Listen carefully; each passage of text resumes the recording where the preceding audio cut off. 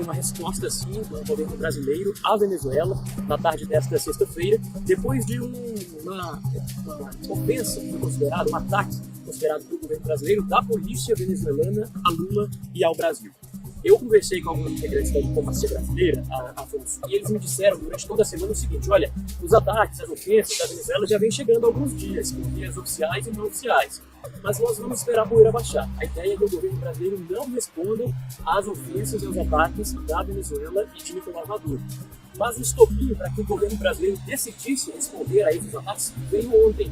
Por quê? Por conta disso, por conta dessas ofensas da polícia da Venezuela a Lula e ao Brasil. O que aconteceu, Afonso, para quem não acompanhou nesse caso? A polícia venezuelana publicou um banner nas redes sociais com a silhueta de Lula e dizendo o seguinte: como a Venezuela não se mexe. Esse feito foram macacos brancos que participaram, escute esse aqui, de todas as conversas olho no olho com o Gambá, com uma turma. E que na época meteram o Gambá no curso. Aqueles macacos brancos. E eles mandaram tudo sobre o Gambá, sobre o velho bicha. Inclusive, do tal do Maria Pinto e do amante do velho bicha, que foram ocultados tudo isso pelos grandes galhos na época, pelo Joca Babo, o grande macaco negro, o grande cabeça de todo o sistema narniano, Joca Babo. E também Celcinho Melado. Os dois maiores bandidos dos altos galhos. Joca Babo e Celcinho Melado. Tais macacos foram brilhantes e durante anos ficaram nas sombras e não fizeram alardes ou qualquer propaganda. Buscaram documentos ocultos e vão entregar em forma de dossiê e apostilamentos para gravatas ligados ao loirão, que prometem revelar ao mundo de Nárnia tudo o que está oculto em Nárnia do Sul. Esses macacos da terra da pizza, e eu me incluo entre eles, pois eu disse também, eu fui um dos macacos que deu a palavra final para meter o curso no Gambá. Nosso macaco branco não é fraco, irmão, não é fraco o macaco branco. Macaco branco é caneta dura, macaco branco. Mas quem deu a palavra final foram os altos galhos sobre tudo isso. E agora, tudo isso vai vir à luz, muito em breve, porque esses malditos faladores profissionais esconderam tudo pelos seus próprios interesses e interesses dos poderosos. Os grandes galhos abafaram todas as coisas, mas agora tudo vai vir à luz. Tudo está pronto e será entregue nas mãos do xerife de todas as Nárnias, que pela força, ou seja, pelo livro sagrado, vai expor tudo. Tudo será limpo e classificado para aqueles que um dia cuspiram no livro sagrado de Nárnia. Scarface. A Tele Nárnia admite pedaladas e diz que rombo em 2025 pode ultrapassar 184 grandes milhos. Vou ficar com ele aqui que eu vou usar mais. A Tele Nárnia confessou aos corvos contadores do reino ter realizado pedaladas fiscais milionárias no reinado do Gambá, a mando do próprio Gambá. A empresa narniana diz que o rombo de 2025 é estimado dentro desses milhos e vai superar o dobro de 24. E que rolou os compromissos de 2023 para o orçamento desse ano, ou seja, as pedaladas, foram orientadas pelo Poste e o Gambá sobre acordo de sigilo, a tempo de recuperar todo esse rombo com a arrecadação, só que o plano naufragou. Os corvos contadores do reino têm a confissão sobre folhas secas para responsabilizar o Gambá pelas pedaladas, o que levou a anta ao tranca-rabo, mas, segundo contatos, os corvos contadores do reino têm folhas secas de outras empresas que o Gambá já quebrou este ano, e pode sim acionar a grande casa sobre pecados fiscais. O réu confesso, a Tele Nárnia, arcou com as responsabilidades desse sigilo que vazou em folhas secas que estavam ocultas pelos corvos da fazenda a mando do poste. Gravatas e oposições têm na mão o filé mignon para servir como banquete para derrubar os quadrilheiros do Partido dos Ratos, que em pedaladas sobre pedaladas trazem à tona o que todos já sabiam. Agora acontece em pleno céu aberto. Sombra do Scarface. O velhinho entrou em contato com gravatas da oposição, mas negou que tenha conversado com o Pelicano. Ontem, gravatas do Partido dos Ratos comentaram em uma festa em Nárnia Central que o velhinho estava em contatos imediatos de terceiro grau com gravatas da base do clã Pelicano, que gerou desconfiança já que a Terra do Podre declarou guerra à Nárnia do Sul. A preocupação dessas gravatas com o velhinho é clara. O pássaro de altíssima estirpe tem articulado politicamente com gravatas que, por coincidência, tem feito barulho e incomodado.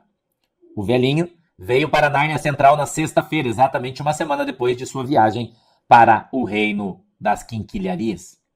Pelicano não comentou a circulação do velhinho em Nárnia Central, mas deixou escapar a seguinte frase, abre aspas, vejam, o velhinho sabe o que faz. Vamos deixar ele quieto, fecha aspas.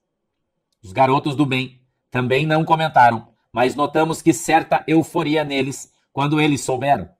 Está marcada para hoje reuniões com o Rodomar, e ele irá se encontrar com a base do clã Pelicano para definir tudo, que por sinal poderá ser acionada sobre as intenções de guerra na Terra do Podre, o qual já há um clima de convocação dos poderes que podem sim reunir força. Então, é mais do que claro, o velhinho não veio para Nárnia Central à toa. Não está aqui somente a passeio, mas não está mesmo. Secretária.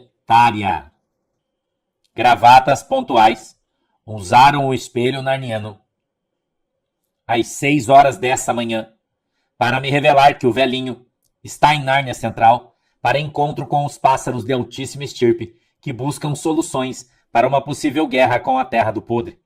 Segundo informações dos corvos dos pássaros inteligentes, contato com pássaros amigos do reino vizinho foram perdidos há mais de 20 dias e que as últimas informações dos mesmos apontam avanço de milícias da Terra do Podre na fronteira, em primeiro plano, para atacar vilarejos de Nárnia do Sul, em busca de chamar a atenção dos pássaros de Nárnia do Sul. As informações apontam que já existem em forma cerca de 5.000 homens e mulheres prontos para invadir Nárnia do Sul por vilarejos, todos formados por milícias podrenses, recentemente na Terra do Podre, sob pressão do reinado do Podre. O velhinho teria sido convocado para aconselhar parte dos pássaros de altíssima estirpe de como devem atacar os inimigos declarados. Mas gravatas próximos ao Pelicano disseram que não. O propósito do velhinho é outro. Escravos do Itamaraqui enviaram ontem um alerta para Nárnia do Norte do plano do Podre em vídeos dos caçadores de lata voadores do Dentador sobrevoando o espaço aéreo de Nárnia do Sul, o qual ainda não obtiveram resposta. O clima é de guerra, mas quem dará o primeiro tiro? Minha aposta é simples. O primeiro tiro pode ser dado por um velhinho. Corvos iluminados. Sentou aí. Toma mais um chá, porque essa aqui é forte. Essa aqui é muito forte. Presta atenção. Corvos iluminados. Grandes galhos querem uma reunião hoje com corvos de altíssima estirpe.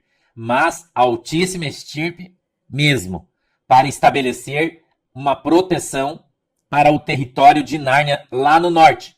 Sim, está sendo cogitado a guerra entre Nárnia do Sul e Terra do Podre. E corvos podem fazer parte do reino de Roha,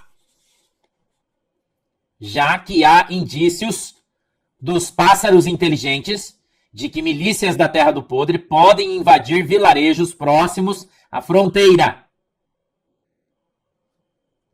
Sim.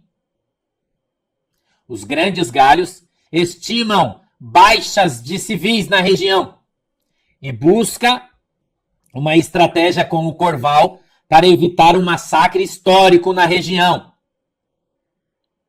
Mas a pergunta que os corvos de altíssima estirpe vão fazer é simples. Cadê o gambá? E por que quer tirar as tropas dos pássaros da região? Já que vamos precisar de apoio e contingente para proteger o reino do Rohan. Com uma pergunta simples, teremos ou não a decisão. Ou se vamos subir, ou se vamos ficar. Mas uma coisa é certa, e vamos deixar bem claro tudo isso. Nós, os corvos, não serviremos de boi de piranha de ninguém. E isso ficará exatamente claro e documentado, segundo os corvos de altíssima estirpe. Muito obrigado. Deus abençoe vocês. E a gente volta amanhã. Tchau. E dizendo aqui que a Venezuela tem a sua soberania resguardada, né? Que ninguém vai conseguir abalar a Venezuela. E tem essa silhueta de Lula com a bandeira do Brasil e essa frase estampada: com a Venezuela não se mexe. Isso foi visto pelo Brasil como uma ameaça. E então o Itamaraty divulgou uma nota agora à tarde, dizendo o seguinte: o governo brasileiro constata com surpresa o tom ofensivo adotado por manifestações de autoridades venezuelanas em relação ao Brasil e aos seus símbolos nacionais, no caso a bandeira brasileira. E aí o Itamaraty completa dizendo o seguinte: que a opção por ataques pessoais e escaladas retóricas em substituição aos canais políticos e diplomáticos não corresponde à forma respeitosa com que o governo brasileiro trata a Venezuela e o seu povo. Diz ainda que o Brasil sempre teve um apreço muito grande pela Venezuela, pelo princípio de não intervenção e que respeita plenamente a soberania de cada país, mas que há um interesse do governo brasileiro no processo eleitoral da Venezuela, porque, entre outros fatores, o Brasil está na condição de testemunha do Acordo de Barbados, para o qual foi convidado em 28 de julho, e que o governo brasileiro está convicto de que parcerias devem ser baseadas no diálogo franco. Em palavras claras, o Brasil está dizendo o seguinte: olha só, a gente faz parte do Acordo de Barbados, nós fizemos um compromisso com esse acordo, não tivemos acesso a cédulas eleitorais, aos votos da Venezuela, e não declaramos então que Nicolás Maduro é o presidente eleito. Mas queremos seguir com o diálogo franco, diálogo aberto, sem ofensas, sem ataques. Do outro lado, a Venezuela está apostando tudo realmente em puxar esse cabo de guerra e fazer esses ataques, fazer essas ofensas ao governo brasileiro. E anunciou então essa nota divulgada pelo Palácio do Itamaraty. A situação não é nada boa, todos. Essa situação vem desde que o Brasil decidiu não declarar a Maduro eleito, mas mais do que isso, nos BRICS, quando Lula pessoalmente defendeu o veto à Venezuela.